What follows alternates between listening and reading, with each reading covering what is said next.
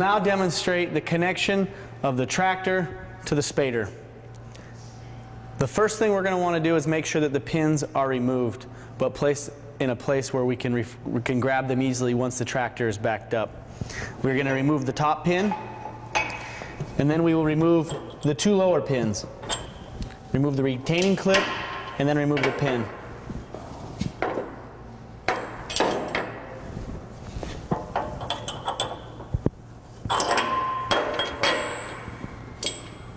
Once we are all ready, we're going to check the overall area around, make sure it is safe and clear to back the tractor up, and then we'll do so. Once upon the tractor, I'm going to make sure my immediate surroundings is clear and safe. I will then start the tractor, place it in the lowest gear possible with the engine all the way idled back so that it is moving as slow as possible, and then I will proceed to reverse.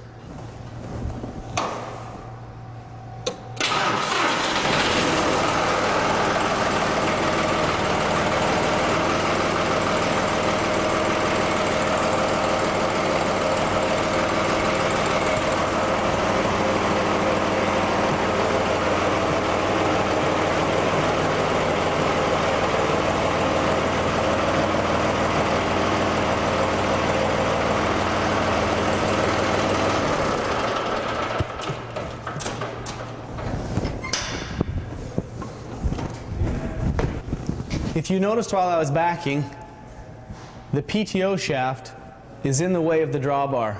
If I was to have continued backing up or reversing, I would have damaged the PTO shaft. Much attention should be given to the shaft while backing up.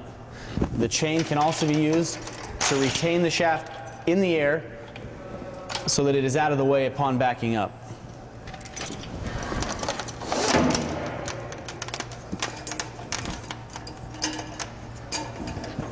As you can see, I've used the safety cover retaining chain to support the PTO shaft, so that as I back up, I will be able to get all the way to the machine without damaging the PTO shaft. When backing the tractor up, or after backing the tractor up, you want to try to be as square as possible when backing up to the implement. If not, we're going to hook the closest one first.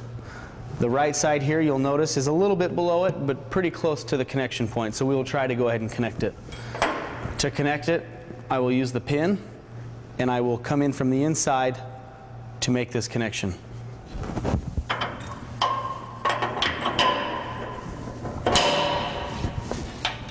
Once the pin is through, I will then use the retaining clip to hold that pin in place.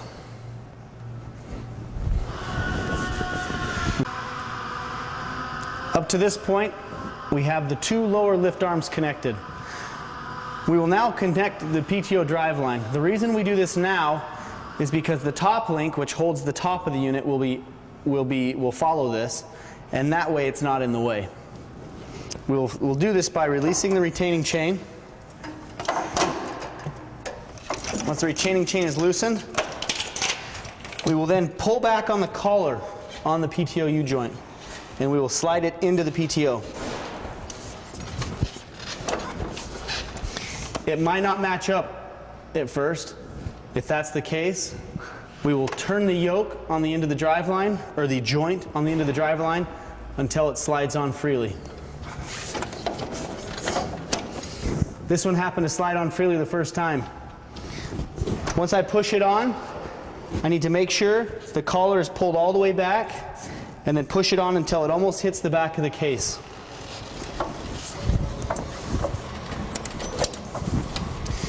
Once it's on, all the way in, and can go no further, I then release the clip, or release the collar, and I pull back until I hear it click. Once it clicks, I know that it's locked on good and tight. I then can remove, or I can then replace the shield, and I can use the retaining chain to clip it on the retaining chain holder there. That way, as it spins, it holds everything tight in place. I will now connect the top link. The top link has a top link retainer, which will keep it in the upright position out of the way. To release that, we will release all tension on it, and we will slide the little green retainer out of the way.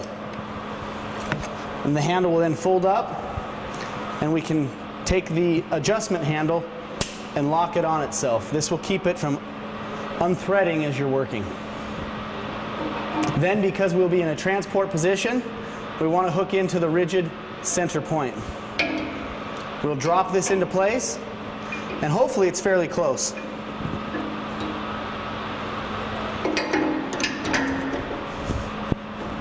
So it's kind of tight. So what we can do is we can lift back up on this adjustment handle, and we can turn this either left or right, which will push it in or out to get to where we need to be. Once it's in and is nice and snug, we will then replace the washer and add the retaining clip. And then we will return the top link to its locked position. That is how you hook up the spader. You'll notice two legs, two storage stand legs on the side of the spader. These are only for storage. So once we have the unit hooked up to the tractor and we are ready for field work, we will raise the Imants spader into the air and we will retract these legs. I will show how that's done.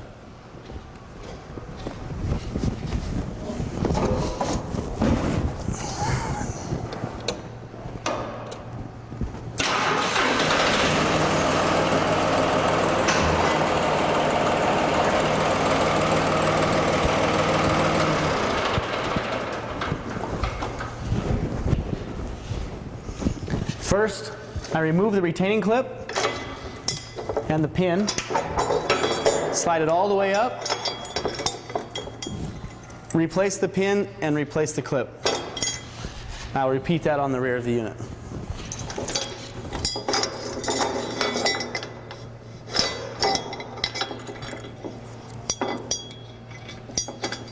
The spader has 4 legs. This process will need to be repeated on the right side.